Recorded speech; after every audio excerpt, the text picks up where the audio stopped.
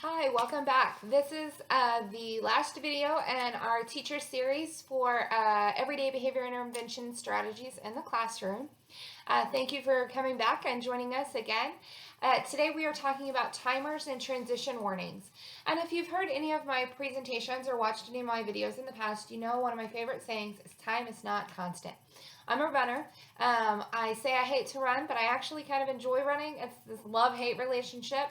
But when I'm running, especially on a treadmill, I'm sitting there constantly watching the time because I hate it. So I'm sitting there going, how much time do I have left? How much time do I have left? How much time do I have left?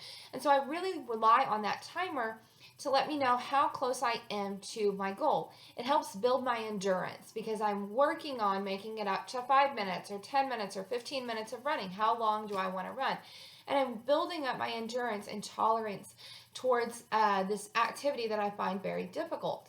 Children often, especially children with learning disabilities or children with behavioral challenges, find endurance very difficult on difficult tasks. And so you can equate, especially if you don't like running to reading. A lot of children really struggle with reading or they struggle with math. And so when we sit them down and say, okay, it's time for reading or okay, it's time for math, they're like, okay, it's time for running. Don't really want to do this. I dread this. And so if you also have a dread for running, you may find that you engage in a lot of escape behaviors to avoid going to the gym or avoid working out. Maybe you take a little longer. This morning when I didn't want to get ready, I suddenly found all of these tasks that I needed to do right now. It was suddenly important. In the classroom, you might see this. I need to call my mom. I just remembered I didn't get my notes signed. I need to check in my backpack. I need to fix my barrette. I need to tie my shoe. They come up with all of these strategies. I need to go to the bathroom to get out of whatever it is that they're doing. And then when they're doing it, instead of sitting there and paying attention, they're distracted. They're thinking of other things to occupy their mind. So you can really use timers to build endurance in the classroom. So tell your students, okay, I need you to work on this. Here's how much time you have to work on it. Give them a timer, let them get started, and then give them a break. A lot of times the students in the classroom that need the most breaks, the students with the learning difficulties, it takes them longer to complete the assignments than those fast learners or advanced learners. And so they therefore have less time for breaks than the advanced learners who breeze through the assignment, get it done, turn it in, and then they get to sit down and take a little break to read their book, which they find fun, kind of like those runners that get runner's high. And so then they have all these breaks in the day. But the students that are struggling, it takes them the longest. And so then they're not done with their assignment. They didn't get a break. Now, during the time when other people are having free time, they have to come back and finish their assignment. So then they even get fewer breaks. So if you want to get the best out of your students, give them a timer. Here's how much time I need you to work on this. When the timer goes beep, then you can have a break. And then we'll come back to it after a 2-minute break or a 3-minute break. Some students do well with short bursts and breaks. Some students do better with longer bursts or longer durations with a longer break. And this is really gauging your students and being able to adjust that. You can also use timers to increase the speed in which students get ready.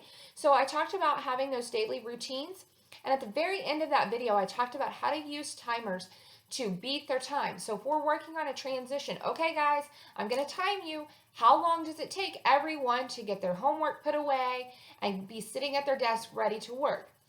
Time them, and then have them practice beating their time. Can the whole class line up faster without running?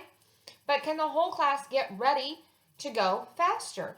And if they can meet a certain criteria, maybe on average it should take them 1 minute. So if the whole class can get their homework put away or their assignment put away, their desk cleared off and lined up and ready to go within 1 minute, then maybe you get a special class point that's working towards a reward for the whole class. So you can use those timers to also increase the speed in which your class is doing stuff and the efficiency.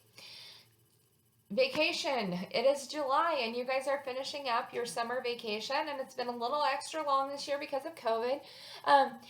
And so when we get close to the end of that vacation, we're like, where did time go? I was just thinking the other day, we're already to July.